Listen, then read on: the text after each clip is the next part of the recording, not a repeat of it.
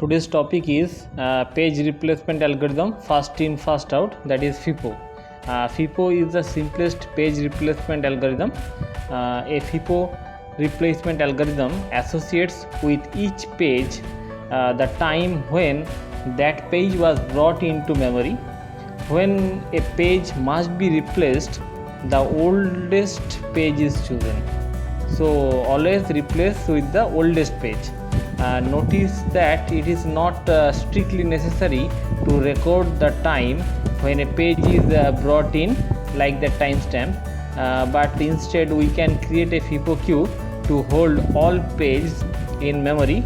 We replace the page that at the head of the queue, and when the page is brought into memory, we insert it at the tail of the queue, as all of you know the queuing structure. And here you can see an reference string. This is the reference string. These are the, instead of giving the addresses total, it is a page number is given only. So the pages are referred by the operating system that is producing the addresses. The page numbers are like this: 7, 0, then 1, 2, 0, then 3, then 0 again, like this. So using this we can see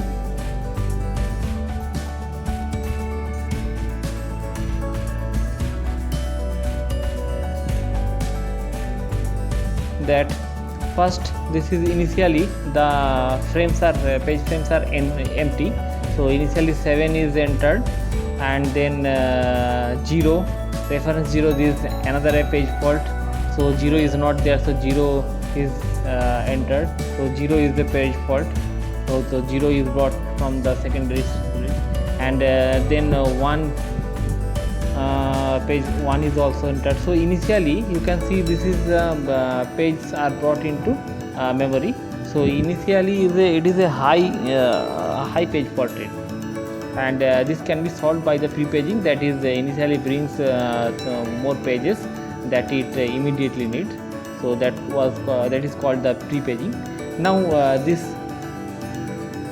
you can see this 2, page number 2 is referenced. So 2 is nowhere in the queue. So 701 is only there. So it have to be replaced and choose the oldest one, and 7 is the oldest one. So 7 is replaced. So you can see instead of 7, the 2 is entered here, and other 0 and 1 are there. And you can see again 0. So 0 is in the memory. So 0, page 0 is not a page fault. So you can see here 4 page faults: 7, 0, then 1, then 2, but 0 is not a page fault again. But then 3, so 3 will be replaced. So 3 is not there, so 3 need to be replaced. So 3 will be replaced by here among 2, 0, 1. So which one is brought oldest? So 0. So replace 0 by 3. So 2, 3, 1 is there. Again 0 is referenced. So instead 0, now from this you can see that among 2, 3, 1, which one is oldest? 1 is oldest. So 1 is replaced. 0 is replaced by 1. So this way all the this algorithm works.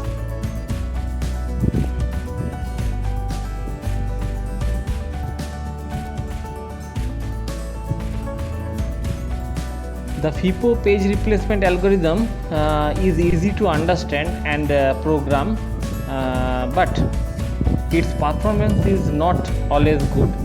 As you can see, some active pages may be replaced and then immediately it is again brought into the main memory. So higher page fault rate may occur. And another problem is that sometimes so this problem can be solved by increasing the frames. So instead of frame number 3, there we have taken here 3 frames.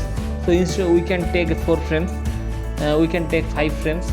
So page fault will reduce by increasing the frame number, but sometimes there is an anomaly.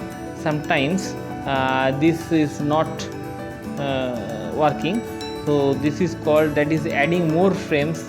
So you can verify with these reference frames. Adding more frames cause more page faults, and this is called the Belady's anomaly. Belady's anomaly. And you can see here, that is